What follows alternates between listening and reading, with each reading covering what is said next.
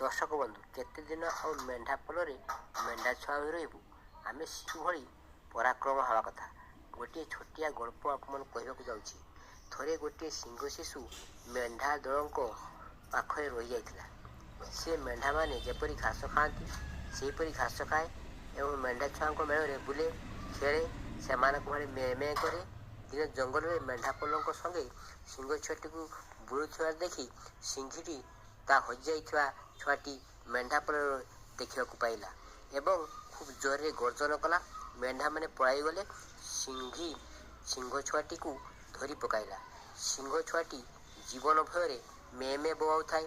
सिंह छुआटी को नदी पाखक आनिला एवं सिंही छुआटी को नदी पाई को चाहिए कहला। सिंह छुआ पानी तार प्रतिबिंब देखला क्षण तार कांद बंद हो गला। तार निज रूप सिंही रूप सहित मिशि जाउथिबा देखि निजकू सिंह बोली जानिला एवं तार से मुहूर्त मे मे चित्कार बंद करी सिंही सहित जंगल को चलीगला। ठाकुर को प्रथम बाणी मु कहवाक जाऊँगी अर्थ मान जश पाइबा आशारे मत ठाकुर सदाई भक्त हो ना।